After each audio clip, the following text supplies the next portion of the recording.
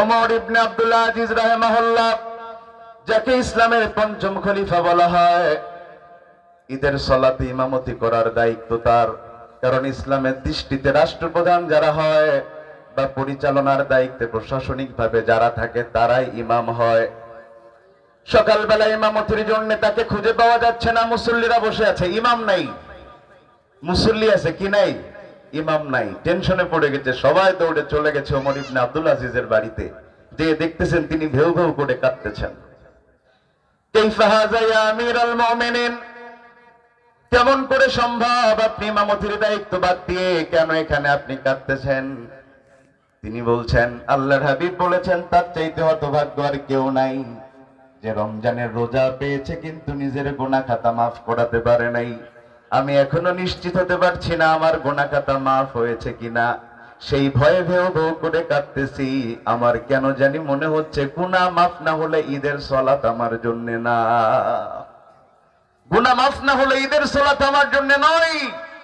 ঈদের সালাত তার জন্য যার ইবাদত কবুল হয়, যার রোজা কবুল হয়। তো ইবাদত কবুল হবার জন্য আবার তিনটা শর্ত আছে। আমার কথা বুঝে থাকলে বলেন কয়টা শর্ত আছে? প্রথম হচ্ছে নিয়ত সহি হতে হবে। কি সহি হতে হবে? আমরা যত আমল করি এটা কার জন্য করতে হবে? কোন মানুষকে দেখানোর জন্য নয়। একটা দোয়া আমরা সবাই পড়ি, কুল ইন্না সলাতি ওয়া নুসুকি ওয়া মাহইয়ায়া ওয়া মামাতি লিল্লাহি রাব্বিল আলামিন। আমাদের সবকিছু কার জন্য হওয়া দরকার? আল্লাহর জন্য। দুই নাম্বার, ওই আমলটা হওয়া দরকার রাসূলের পদ্ধতিতে। আমলটা যদি রাসূলের পদ্ধতিতে না হয়, আমলটা যত সুন্দর হোক আল্লাহর দরবারে কবুল হয় না, ফাহুয়া রদ, সেটা আল্লাহর পক্ষ থেকে বাতিল হয়ে যায়। সমস্ত আমল হওয়া দরকার রাসূলের তরিকায়। আজকে আমরা কিছুক্ষণ পরে ঈদের সালাত পড়ব, কয় রাকাত? তো সালাত পড়লে তো সওয়াব হয়, আজকে 4 রাকাত পড়ে দেব। হ্যাঁ, কেন হবে না? কারণ রাসূল 4 রাকাত পড়েন নাই। তাহলে আমাদের 2 রাকাত পড়তে হবে, কারণ রাসূল পড়েছেন। রাসূলের অথরিটি বাদে মানুষ আমল করলে কোনো আমল আল্লাহর দরবারে পৌঁছাবে না। কেন রাসূলের মতো করে আমল করতে হবে সেটাও আল্লাহ বলে দিয়েছেন। এখানে যারা আমরা বসে আছি, আমরা মানুষকে ভালোবাসি ম্যাক্সিমাম স্বার্থের জন্য। কথা কি ঠিক?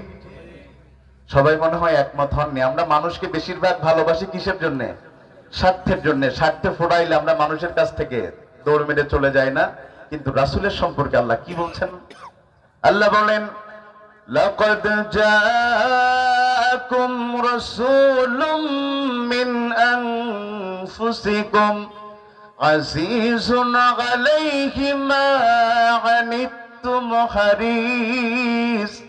হারিসুন আলাইকুম বিল মুমিনিনা রাউফুর রহিম।